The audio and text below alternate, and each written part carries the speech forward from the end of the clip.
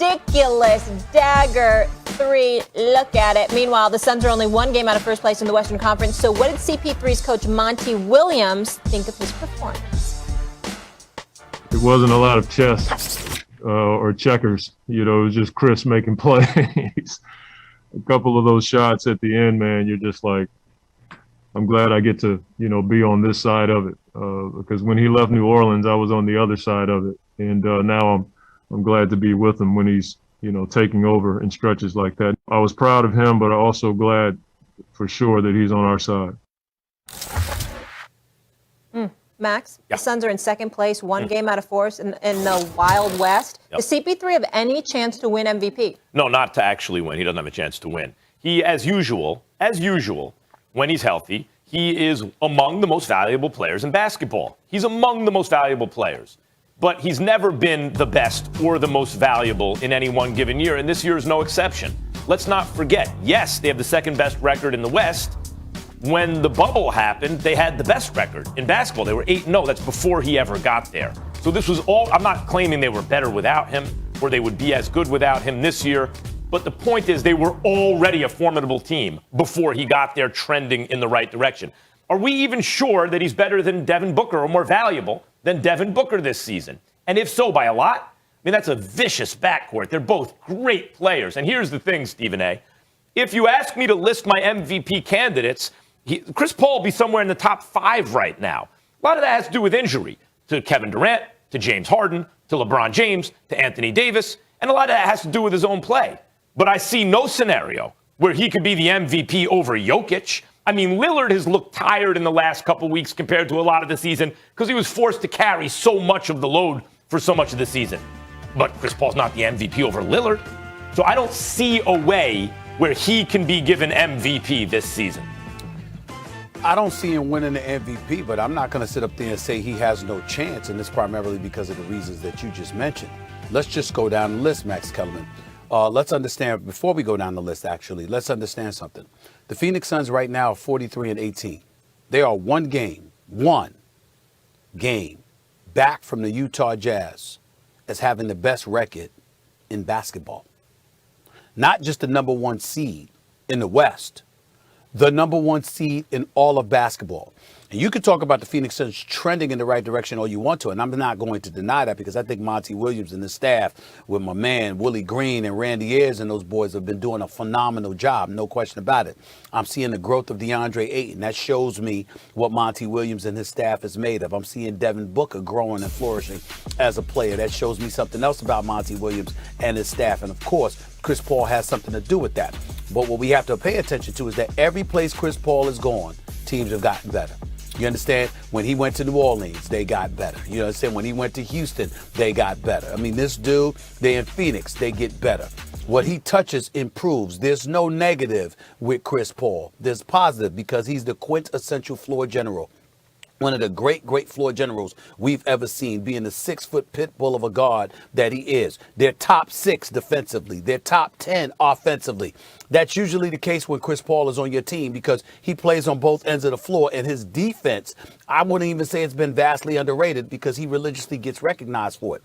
But then when you take into account those things that I just pointed out, and then the injuries to Harden, LeBron, AD, Embiid, Kevin Durant, etc. No, the Joker doesn't have that. But the Joker ain't the number one seed in the West either, or tinkering towards being the number one seed in the West either. He hasn't missed any games. He's been reliable. But the point is, it could come down to the wire. Damian Lillard was in the conversation, but Portland fell off, losing 5 or 6 straight recently, and that's hurt him to some degree as well. Look at what this man is bringing to the table, how the Phoenix Suns are flourishing, and it could very well come down as it presently stands right now, somewhat by default because of the injuries, but it could come down to the Joker versus CP3 because of the profound impact that everyone, including Devin Booker, acknowledges Chris Paul has had on the Phoenix Suns. No, he can't win it over Jokic, and he won't win it over Jokic because he hasn't been as good as Jokic because Jokic is better. He's more valuable this year. That's the problem with making the CP3 argument, Stephen A. He will be on the list. I mean, CP3 I could see coming in as high as 3rd because Embiid has missed time.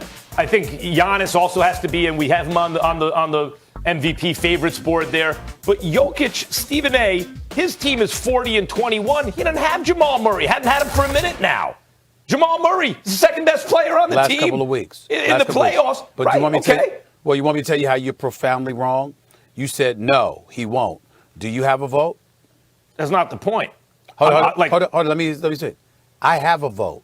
Okay. The point is, you're going to vote for Chris Paul? Let me explain. There are people at the end of the season that might make that call. We've seen it many times. How many times have you been on the show and lamented the fact that Steve Nash got the award over Shaq? It wouldn't be the first time that we've looked at NBA. I'm not knocking you for it. I'm simply saying I hear what you're saying. talking about what should happen, and you may be right. What I'm saying to you is that it's a very selective process, and it depends on what you're looking for. What if Denver falls off a little bit, Max? And let's say they fall a 5th or a 6th seed, and they're a 500 team because Jamal Murray has been gone, and then Phoenix ascends to the number 1 seed in basketball. I'm saying, no, it can't. I'm saying there's not. Wait, hold on, Stephen A. There's not enough time in the season. Phoenix right now is 43-18. Denver is 40-21. Okay. 40-21. They're 3 games off the pace, and Jamal Murray's been out for a hot minute. Basketball the rest of the way. I don't mean 500 as on the season. Oh, I see what you're saying. 500 the rest of the way. Yeah, even if they're 500 the rest of the way. So what do they have? They have 11 games left. Even if they went 6-5 or 5-6, they're going to wind up 45-26, 46-25. What I'm saying, this is what I'm trying to acknowledge to you.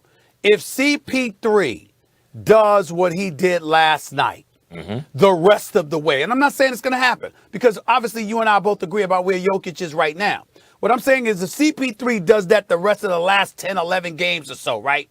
And Phoenix captures the number 1 seed in all of basketball. Meanwhile, Denver tails off. Look at the history of the voting. There are people that may look at that, Max, and go like this. Well, damn. Here's the thing. We might have to give him that vote. Big time? That's what I want to know. Here's the bottom line about that. You're right. Steve Nash and Shaq is a good example because Steve Nash was a guard. And when a guard has the ball in his hands and he's showing leadership and hooking everybody up, maybe they're given an advantage over a big. But Stephen A., here's the thing about Jokic. Jokic is a point forward, point center. That's the problem. You know how many assists Chris Paul is averaging but I didn't this bring year? That up.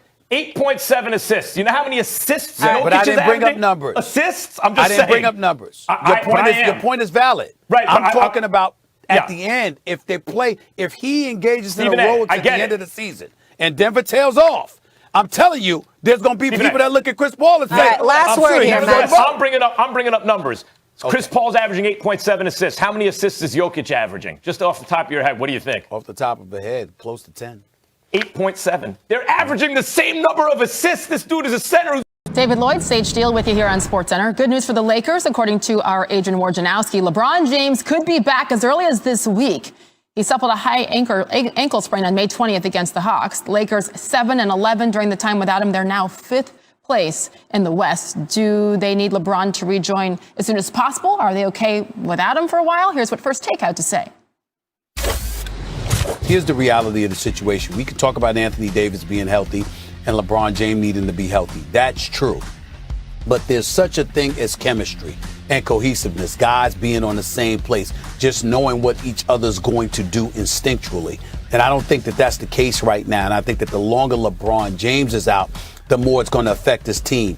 I think when you look around the Western Conference, the level of cohesiveness and chemistry that other teams are building as the regular season wanes and the playoffs approach, I think is going to be a pivotal thing. And based on what I'm seeing in the rest of the West, I don't think that time is necessarily on the Lakers side and they can afford to just, to take a laissez-faire attitude towards it. I think that there's a level of urgency that needs to be attached to it. Not if it means bringing LeBron back at less than 100%. Look what happened to James Harden with the Nets. Hamstring issue. Seems like it's okay. When it seems like it's okay and the stakes are this high, you wait more. If he rests, it's not a great option. But the other option is worse. You're going to have to play chess sometimes and sacrifice some pieces. I would make that sacrifice. I would sacrifice that piece in this chess game. I would make that tough choice for a bad option to avoid a worse situation, which is LeBron comes back a little too soon and he's never quite right. They won't get out of the West if that happens. The fact that LeBron is not on the court puts more emphasis on Anthony Davis needing to be on the court. And when that happens, you never know what kind of trouble that could cause. Considering the level of competition in the Western Conference, the later you come back, the more rusty you will appear. And I don't know if the Lakers can afford that in this year's Western Conference. Tell me tired, you're going to be tired. I don't get tired. James, look out! He turned the other way. Let's go!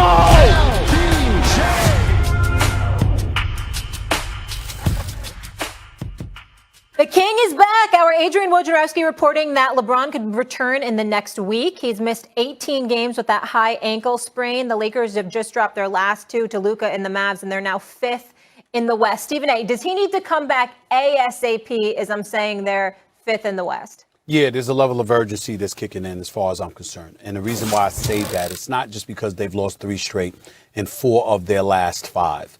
I know that he's traveling with the team. He's been on the bench. He's been encouraging guys and all of this other stuff.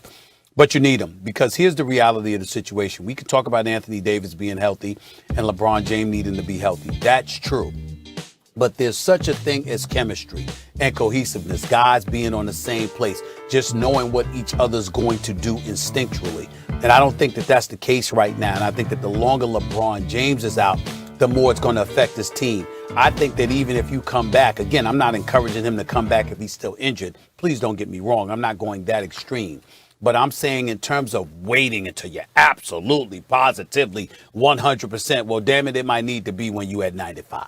Because time is running out. Because the Western Conference is pretty damn tough. And the fact that they've been playing together, Utah, even though Donovan Mitchell's out right now, Utah's been playing together. Phoenix has been playing together. The Clippers have been playing together. They know how to manage Kawhi Leonard's time and, you know, his games played and games where he's absent from playing, et cetera, et cetera.